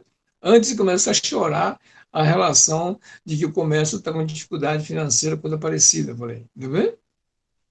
Então, existe nisso uma ignorância muito grande no mecanismo. Então, a necessidade com que o auditor de responsabilidade possa mostrar essa faceta, como aplicar isso, e que isso não é ônus dele, que vai ter ganho sobre isso no processo, em produtividade, em melhor conscientização do mercado dele, um monte de coisa, essa dificuldade que o auditor, a equipe de auditoria, tem que ter esse tipo de visão para que possa passar essa mensagem às empresas e à equipe de auditoria interna daquela organização. Então, o papel do auditor é extremamente pesado, vamos chamar, em termos de treinamento e capacitação. E isso que é uma grande falha que existe hoje no Brasil, porque as pessoas estão acostumadas a fazer as auditorias na famosa tabelinha, na pranchetinha, que vai fazendo xizinho conforme questionamento, e essa questão socioambiental é completamente diferente. Por quê? Vamos supor que eu tenho lá um passivo ambiental enorme no processo e não consegui resolver de um ano para outro e está aumentando só o processo. Tá. Aí eu posso buscar o quê? Neutralização, compensação ambiental, não é isso? Tá. Só que essas neutralização e compensação ambiental, que poderia ser despesa dela, da empresa, eu posso fazer o contrário no processo. Vamos pegar um caso que nós estamos agora assessorando, por exemplo, uma empresa que trabalha com água mineral. Então, você sabe que a água mineral no subsolo, se você não tiver a bacia de contribuição, não tiver a proteção ambiental, ela vai exaurir com o tempo, não vai? Não, ela vai ter problema sério sobre isso. Então, o que foi feito? Né? Foi feita uma associação ambiental, Só que esse dinheiro, para poder fazer o plantio de mudas nativas, fazer a posição da bacia, né, para que haja a garantia da água, um monte de coisa, para que não fique isso como ônus da empresa, eu tenho uma associação ambiental, a lei me permite que eu faça acordo com a promotoria do meio ambiente e posso pegar recursos da conversão das multas ambientais a favor da empresa, dessa associação que trabalha com o meio ambiente, e eu posso criar viveiro de mudas como uma ação social para gerar emprego e renda numa comunidade, que me dá o crédito ambiental e social no processo, e eu resolvo com isso tanto a produção de mudas, como tem créditos de carbono, créditos ambientais, e toda a água que está sendo produzida já está neutralizada no processo. Eu já nasci com ela neutralizada, por exemplo. Então, isso é um caso clássico de que pode fazer esse trabalho sem que seja ônus para a empresa no processo. Então, esse tipo de informação e esse tipo de trabalho que o auditor tem que ter na cabeça para que possa, inclusive, mostrar para o empresário que não há necessidade que seja custo direto dele só, e que existem outras formas no qual eles podem ter receita nesse processo e ter o crédito socioambientais conforme a exigência da lei. Então, não tem nada que a lei está exigindo demais. E não precisa repassar esse custo para o seu produto final, ao contrário.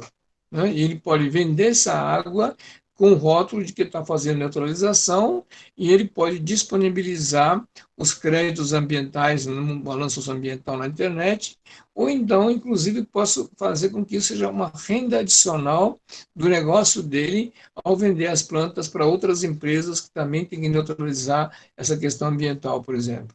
Então, são ações relativamente fáceis de entender, relativamente fácil de fazer, no qual, se não houver essa concepção da responsabilidade socioambiental, eu vou achar que essa obrigação é um estorvo, é um custo do meu produto e acaba onerando todo mundo no processo. Então, essa questão da auditoria, o auditor tem que ter essas as soluções, a visibilidade dessas soluções para fazer isso. Então, normalmente, isso é um processo de maturação, infelizmente, demora um tempo para que você possa vivenciar, conversar com outros organismos, sentar com outros profissionais que entendam desse mecanismo para que haja esse tipo de interação. Por isso que a gente tem feito os Encontros Nacional do Terceiro Setor, justamente com esse objetivo. A gente tem organizado isso todo ano em algum lugar no Brasil para que possa nivelar essas informações e conhecimento para preparar as pessoas que existem sim soluções para esses mecanismos para que possa fazer não só o trabalho de auditoria, mas como ajudar a organização, a empresa nesse processo. Então, o ano passado o encontro foi em Amazonas, né, em Manaus. Esse ano está previsto no final do ano no Rio de Janeiro, né? E assim por diante, a gente tem feito esses eventos de uma forma itinerante para que as pessoas possam estar tomando conhecimento de como proceder com isso. Existem muitos hoje ações cruzadas e de uma forma completamente errônea, né? Agora, por exemplo, você está assistindo na pandemia, por exemplo, uma série de doações de empresas, um monte de coisa, que ao não utilizarem renúncia fiscal, um monte de coisa, está saindo do bolso dessas empresas, mas acontece que essas empresas vão colocar esse custo dessa doação em alguma forma em alguns produtos no futuro próximo e vai compensar isso, viu bem? Então está sendo pago isso aí por nós, indiretamente ou diretamente. Tem na internet lista de empresas que estão fazendo doações, um monte de coisa, e ela não está utilizando isso com renúncia fiscal, viu bem? Ela poderia estar usando isso com renúncia fiscal com doação muito maior do que aqueles merrecos que está sendo dado, que eu falo, viu bem? Então, existe um equívoco muito grande disso. E, ao mesmo tempo, as empresas, muitas vezes, nesse donativo, um monte de coisa, usam muito mais por um ponto de vista de merchandising deles do que realmente uma responsabilidade. Então, ele está doando para dizer que ele está bonzinho no mercado, mas ela não faz as práticas dentro da administração dela coerente com as normas do balanço socioambiental. Então, essa é uma pergunta do Carlos Virtuoso aqui, ó, que eu vou puxar já aproveitar. Diante do abordado, as bicicletas do Itaú estão em um balanço social ambiental e também têm um objetivo de crédito ambiental e marketing? Se sim, por que elas são cobradas, né? Porque não poderia ser gratuito? Sim, ela não fez isso, ela só fez isso para ter marketing dela, mais nada. Inclusive, por exemplo, um questionamento que nós fazemos muito, quando a gente ouve a palavra chamada marketing social. Não existe marketing social, né? Isso é invenção de marqueteiro, não tem nada a ver com isso. Social, é responsabilidade, ela não é para isso, tudo bem? Tá. A bicicleta, por exemplo, se ela tivesse sendo feita, administrada uma associação que trabalha com mobilidade, já que tem uma legislação para isso, não tem? Tem uma legislação federal sobre mobilidade urbana. Então, se ela tivesse entendido isso, tivesse feito uma associação com a mobilidade urbana, esse valor das bicicletas para o banco seria a renúncia fiscal e a utilização dele teria crédito ambiental a favor do banco. E nem isso eles não têm. Viu, né? Então, é uma solução completamente errônea no processo. Então, Tá. é isso que a gente tem que tomar bastante cuidado, que o auditor tem que ter esse lado de conhecimento para que não seja levado pela emoção de uma forma equivocada através de marketing, o que for, e acaba induzindo a um grande erro e, às vezes, acaba certificando a empresa ou atestando a empresa de que ela esteja coerente dentro da sustentabilidade e coisa parecida, tá vendo? Tá. Takashi, deixa eu só fazer mais uma pergunta, mas antes eu queria lembrar, quem ainda não enviou o nome completo e o e-mail aqui no chat, gente, por favor, envia para a gente poder depois emitir os certificados e mandar as anotações da aula, tá? Tem uma pergunta aqui, Takashi, da Cooper, que eu acho que é um pouco minha também, porque eu acho que eu também faria essa pergunta. Como a gente faz, por exemplo, quando a empresa ou a organização não registrou e nem sistematizou os dados, né? Por exemplo, o endereço das pessoas, de que forma que elas vão trabalhar, né? Se elas vão de carro, se vão de ônibus. Não tem esse dado, né? Da locomoção do trabalhador, por exemplo. Quanto gastou de combustível, enfim. Às vezes até mudou de carro já no meio do ano, né? Outra quilometragem, faz, né? Enfim. Como que acontece quando não tem esse dado? Sim, infelizmente isso é normal, né? O pessoal pegou de surpresa e aí, vai fazer isso? Já foi, né? E quando você vai fazer um BSA de uma empresa que não até então não sabia que precisava fazer BSA e não tinha esse dado, né? Não tem dados, não tem nada. A gente começa sempre da seguinte forma, tá? É o brasileiro, né, Takashi? Do jeitinho, né? Você pega o exercício passado, né, como data base do processo, pegue os dados do balanço passado e monte, errado ou não, monta-se com os dados que tem na mão, tá? Então, você vai sair com um documento meio capenga, não tem problema nenhum. As informações não coletadas, não tidas, tem que informar que não foi coletado, a gente está sem informação. De tal maneira que no próximo exercício, aqueles itens que não foram levantados possam ser, a partir daí, feito o levantamento, né? Porque você não vai conseguir 100% das atividades. E aí você vai corrigindo ano a ano esse procedimento. Tanto que quando saiu a norma de contabilidade, a T15, ela foi lançada em março de 2004 e ela deixou bem claro que ela ia entrar em vigor a partir de janeiro de 2006 e na norma ela fala o seguinte: recomendamos que antecipe. É a primeira vez que uma norma de contabilidade saiu com esse texto. Por que motivo? Porque se sabia que ninguém estava em dia o negócio. Então, como o balanço é a partir de 2006, então, como no meio do caminho tem o ano 2005, haveria tempo suficiente com que o setor de recursos humanos, compra da empresa, um monte de coisa, se adaptasse no fornecimento de dados e informações para que, a partir de 2006, pudesse fazer o balanço em conformidade com isso. Então, até isso na norma de contabilidade foi bem feito no processo. Ela já fez essa recomendação, entendeu, né? Só que ninguém leu, ninguém cumpriu, empurrou pela barriga, está no processo. Então, agora, o que vai ter que fazer é um exercício. Vamos pegar agora para fazer um balanço orçamental. Então, tá, fechou o balanço de 2019? Então, pega a referência de 2019, tá? E faça um levantamento que tem possível ali dentro. E aí aponta quais são as falhas que houve no relatório para poder fazer com que em 2020 possa corrigir. E assim por diante você vai fazendo a adaptação dela. Então, em 2 a 3 anos, mais ou menos, a 4 anos no máximo, ela consegue equacionar as falhas no processo. Tudo bem? Então, isso é normal. Então, isso por isso tem que produzir um relatório fazendo esses apontamentos no processo. Então, eu tenho o cálculo, o levantamento, os valores no processo, mas também eu vou ter um prazo para nortear esse processo, deixar bem claro que não houve trabalho, por falta de informações, ela vai ser feita no próximo exercício, não tem problema nenhum. Entendeu? Tá? Tá, e quando, por exemplo, o primeiro item lá, né, que tem que estar geração de riqueza e renda, que o balanço tem que estar de acordo com a norma T3, né, é uma Isso. recomendação do BSA. Sim. Quando a contabilidade daquele ano que você vai fazer a empresa, ela não está naquele formato. Sim. Aí a contabilidade da empresa tem que refazer nesse formato ou vai no formato errado mesmo? Não, a contabilidade, lançamento fiscal, econômico e fiscal no processo não muda nada, tá? Então ela mantém a mesma. Eu preciso fazer o T3 que é adicionado. Ah, Viu, né? tá. Uhum. Então ela não afeta no balanço que ela elaborou.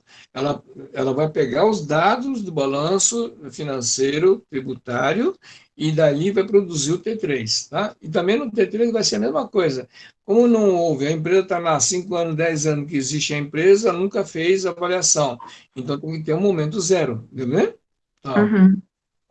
Então, para isso, o que nós recomendamos normalmente? Que faça uma avaliação da empresa, faça um laudo de avaliação com o economista, que possa calcular todos os investimentos, os investimentos que a pessoa fez, o que foi feito de carteira de cliente, valor da marca, para poder iniciar o momento zero. Porque, normalmente, no contrato social de uma empresa, reflete um momento que foi no passado.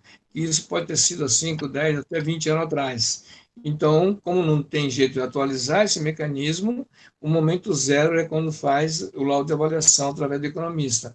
E aí ele faz o cálculo do valor intangível e ali começa uma vida nova. Então, no balanço, nesse item 3, T3 no processo, também vai ter uma fase de implantação desse mecanismo, que pode demorar 1 ano, 2 anos, o que for. Entendeu? Tá, Então, ok. isso não Tem tem uma... não é fator de problema, tá? Tá, ok. Ele vai junto com uma contabilidade normal que a empresa já faz, né? Exatamente. Tá. Tem uma pergunta do Murilo Vinhais. Sim. Querido Takashi, você sempre fala sobre a geração de emprego para a comunidade onde a empresa atuar. Existe Sim. algum benefício para que a empresa faça contratação de aprendizes através da entidade do terceiro setor?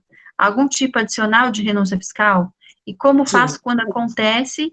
E quanto custa o curso para o auditor de balanço social ambiental? Acho que é auditor de responsabilidade social ambiental aqui, só não é uma correção. Tá.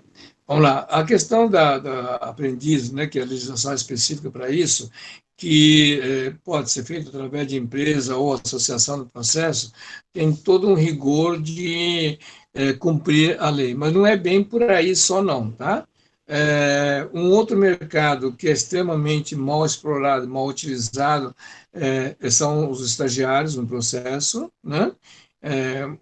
Hoje, estagiário no Brasil para as empresas é mão de obra barata só, ela não tem o estágio como devia estar sendo no processo, e esse tipo de atividade não é para ser feito através de uma empresa, ela é para feito como uma associação, que se você olhar a lei da OCIP, a 97, 90, 99, quando você olha o artigo 3º dele, o inciso 9 é bem claro, novos modelos de comércio, produção, emprego, tá lá. Então, o que acontece? Eu posso montar uma associação para essa finalidade e não só isso, eu devo lançar a mão, inclusive, da lei, da legislação que fala sobre inserção no mercado de trabalho. O que é isso? A lei da LUAS.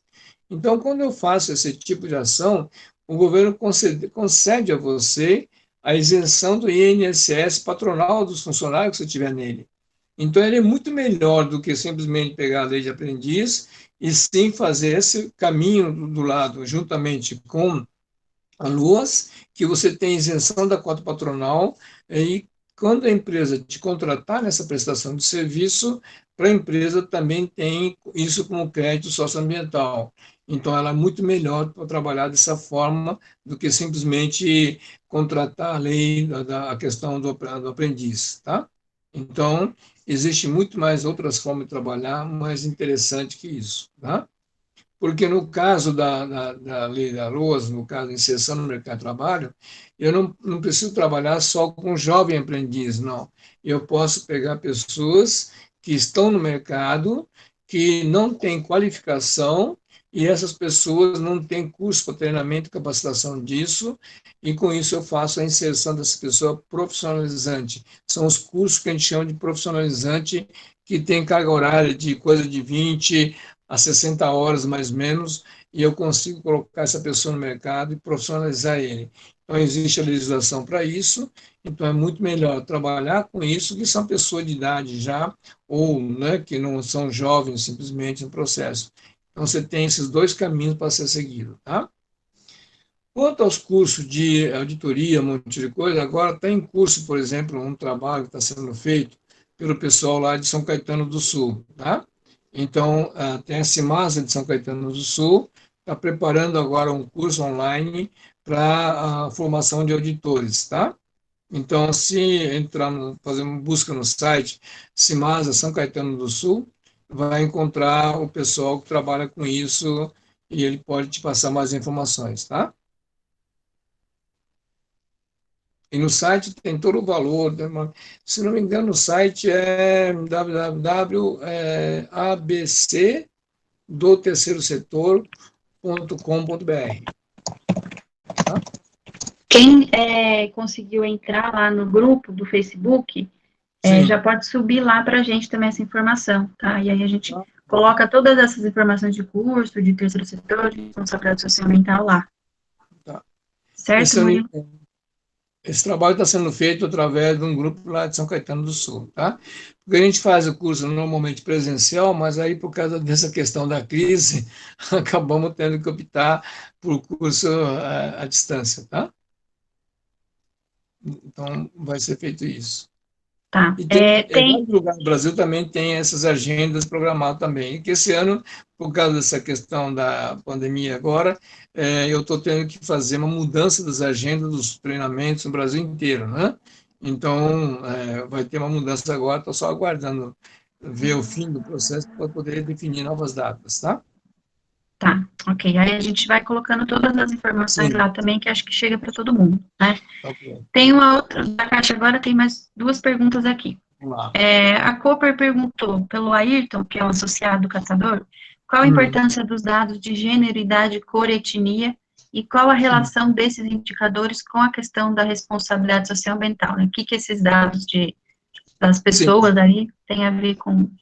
Tem toda uma legislação da Organização Mundial, da OIT, Organização Internacional do Trabalho, onde faz uma série de recomendações e proporções do processo, além das leis brasileiras, tá? Então, com isso, existe as referências da OIT. Então, vamos pegar um caso clássico agora, que é a maior briga que está havendo na área política, que as mulheres têm que ter, pelo menos, os partidos políticos, 20% das mulheres, né, participando de candidatura de vereadores, por exemplo, agora, não é isso? Tá? Isso é uma referência de dados que tem. Então, para cada tipo de atividade, existe esses tipos de referência que tem que ser consultado. Isso tanto faz com que obedeça às resoluções nacionais, assim como tem os dados da OIT que define isso, tá? Outro? Tá, ok. Aí tem uma pergunta do Alessandro Martins Silva. Quais as exigências para ser um auditor? Você comentou lá no comecinho que não precisa ter formação específica, né? Você tem que fazer treinamento no mínimo de 20 horas sobre auditorias, como que você faz auditorias. Isso a ABNT, os órgãos em metro, organizam esses tipos de treinamento e capacitação. E tem que ter mais, no mínimo, 20 a 24 horas de treinamento sobre as normas e as legislações socioambientais no processo. Então, teria que cumprir essas duas etapas no processo, tá? Então, o que nós temos feito normalmente é o seguinte fator, tá? Nós fazemos um treinamento sobre a norma tal, e aí forma-se um grupo de pessoas, e em função disso a gente pode solicitar a Inmetro, a ABNT, que eles mandem alguém para fazer o treinamento sobre a questão do auditor. Já existem muitas empresas hoje que já fazem auditoria para ISO 9000, 14000, que já tem essa formação também já. Então, basta que essa pessoa tenha um complemento sobre a norma do balanço socioambiental também. Então, o requisito é fazer esses dois tipos de treinamento para isso, tá? Então, o que nós damos é a questão das normas e legislação socioambiental. E a questão profissional seria via BNT ou via Inmetro no processo, tá? Então, tem que fazer o curso do Takashi, de auditor de responsabilidade socioambiental, e depois fazer o curso do Inmetro da ISO 16001, é isso? Exatamente. Aí você tem habilitação para ser líder da equipe de auditoria, líder, tá? Se você não quer ser líder, não há necessidade de fazer o curso da ABNT ou da Inmetro. Tá? Isso, tá bom? Ok, mais alguma pergunta? Carlos Virtuoso, o município do Rio de Janeiro tem legislação municipal de responsabilidade socioambiental? Acho que Amazonas tem. Rio de Janeiro não, Manaus? Está na mão do prefeito lá, Crivella, já tive 3 vezes com ele, cobrando a posição dele, ficou de processar, mas não fez nada até hoje. Está terminando o mandato e não fez. Né? É só Manaus que tem, Takashi? Não, tem vários, já tem vários municípios. O primeiro município brasileiro que fez isso, no ano 2000, foi um município lá no Rio Grande do Sul chamado Igrejinha. Tá? Ela foi a primeira. Hoje nós sabemos de informação, algo em torno de 280, 290 municípios brasileiros têm já o balanço socioambiental como legislação municipal. Tá? Tá. Nós temos feito várias dessas legislações, nós temos distribuído o pessoal para poder começar a fazer isso em vários municípios brasileiros, tá? Inclusive, nós temos participado de audiência pública para defender a lei, porque se deixar para o pessoal, elas não sabem fazer e é capaz de mudar o texto da lei, entendeu? Na audiência pública, o debate é presencial, e a pessoa tem que debater comigo se tem alguma coisa que quer fazer alguma correção, alguma coisa, então faça debate presencial comigo. Então, com isso, muita gente não tem como, como disse, questionar. Né? Então, nós temos feito isso. Tá? O processo, então, primeiro é a criação do comitê de terceiro setor, né? Antes de tudo, vem a criação do comitê. De uma comissão do terceiro setor comissão, dentro isso. E que essa comissão seja feita de uma seguinte forma, né? Que é sempre coordenada por um advogado, mas que seja uma comissão aberta, onde permite a participação de outros profissionais, então contadores, engenheiros, um monte de coisa, e que através dela que faça o treinamento e capacitação, tá vendo? Então, só que o treinamento dele é diferente, não é só na questão socioambiental, mais no ponto de aplicabilidade. Pode fazer uma pergunta? Tá? Pode fazer, quem está? Professor, posso fazer uma pergunta aqui de Manaus? Posso. Quem está falando? Cláudio Príncipe. Sim. O meu curso é Sociologia. Sim. E eu queria, inicialmente, parabenizar por todas essas informações que demonstram a sua experiência, a sua vivência. E depois eu queria saber se não há algum mecanismo de controle disso, porque claro que é uma questão relacionada à educação, né? A convivência com as pessoas, a responsabilidade social, né? Mas isso demora, né? Porque esse é a longo prazo que as pessoas se conscientizam disso. Enquanto isso, no caso de um balanço, parece que quando se trata de questões sociais, ou de benefícios principalmente, parece que os mecanismos que nós temos não são completos. Tipo, há um início, não há um acompanhamento até o fim. Essa seria a minha pergunta, professor. Se não há mecanismos para que se acompanhe esse processo até que os benefícios cheguem onde que tem que chegar. Sim, então é o Muito seguinte, obrigado. não, é isso. Inclusive, aí em Manaus, nós temos uma unidade de uma associação chamada CIMASA. O que é o CIMASA? É o Sistema de Monitoração e Avaliação Socioambiental. É exatamente para monitorar o pessoal, tá? No município de Manaus já tem a lei municipal já feita, agora nós estamos discutindo a lei estadual para essa finalidade. A outra questão no processo é o seguinte, hoje as empresas já estão sendo penalizadas ao não ter isso. Vamos pegar um caso clássico, vai. Se a empresa está pedindo dinheiro no banco, você pode olhar no formulário da empresa, se é capital de giro, investimento não interessa, ela tem um quadradinho, está escrito balanço socioambiental. Se a pessoa não fizer o X e não apresentar o balanço socioambiental, ele tem financiamento, mas tem financiamento convencional. No momento que ele preenche o X e apresenta a T15, ele tem subsídio no financiamento de 2% a 5% do valor financiado e mais 15% na prorrogação do prazo de pagamento. Então, já é uma sanção de uma maneira direta que já está acontecendo já isso, tá? Então, se a empresa não quer ter, infelizmente o país é livre, então eu não posso exigir nem crucificar as empresas, não posso multar a empresa, mas a empresa, logicamente, vai sofrer sanções de uma hora para outra, não tem saída, tá? Então, o sistema de monitoração é exatamente isso, poder fazer esse tipo de avaliação, tá? Nós estamos querendo criar depois uma espécie de uma... A CIMASA, na verdade, foi concebido como se fosse um Serasa socioambiental, tá? Para que as empresas, a gente possa avaliar e possa classificar elas conforme o tipo de atividade, independe de ela querer ou não participar. Entendeu? Tá?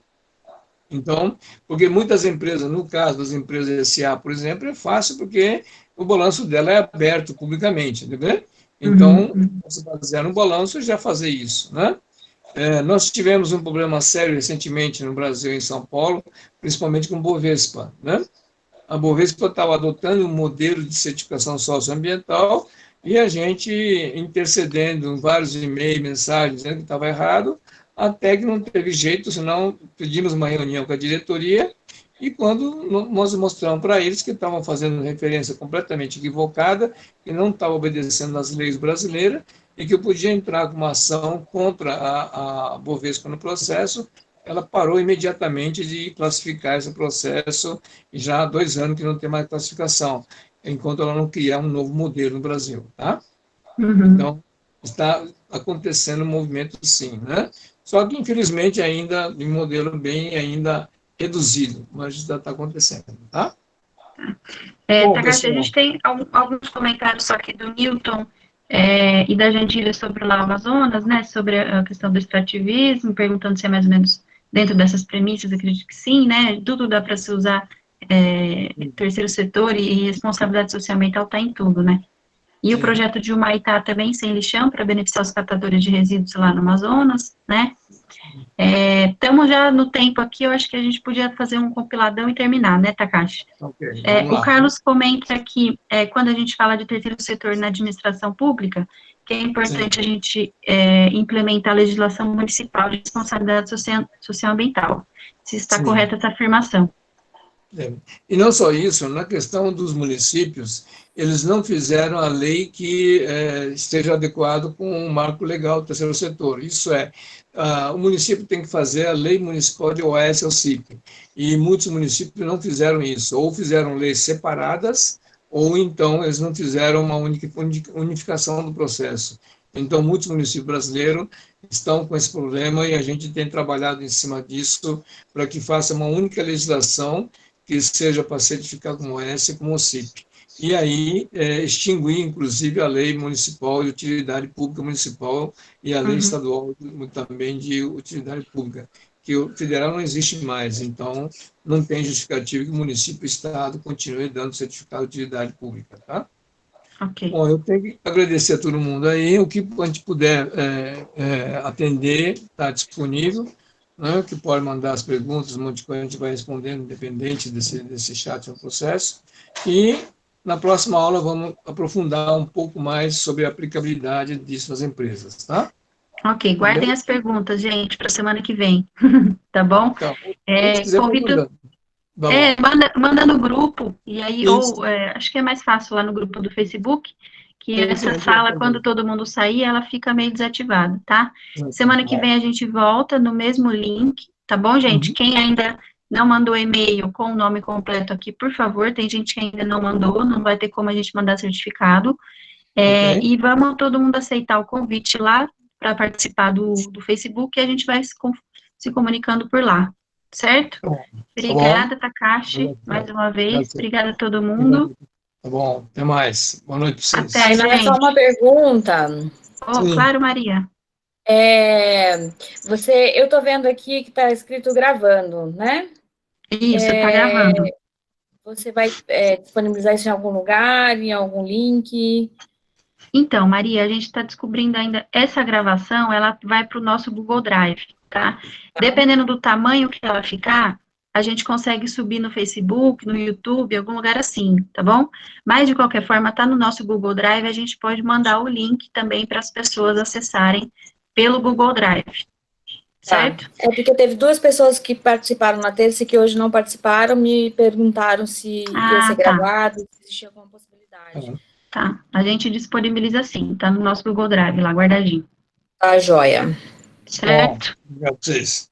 Obrigado, gente, obrigada a todo mundo, até terça-feira. Desculpe, querida, como que eu posso enviar o meu nome? Aqui no chat, do lado, você tá vendo um balãozinho? Um quê? Um balãozinho de diálogo. Você coloca seu nome do lado do... Você tá pelo celular? Sei. Pelo celular? Estou pelo celular, sim. Tá, do lado tem um ícone de pessoa, não tem? 34, o número de quantidade de pessoas na sala. Do lado tem um balãozinho, você vai lá, digita seu nome completo e e-mail. Quem não mandou, gente, por favor, manda ainda aqui. Ok, certo? Tainá, né? Isso. Muito obrigado. Obrigada, gente. Muito importante essa palestra. Obrigada, agradecendo a Takashi. Depois a gente manda para vocês um compilado da aula de hoje, certo? Por e-mail, para todo mundo. Okay. Tchau, gente. Obrigada pela participação. Tchau, querida.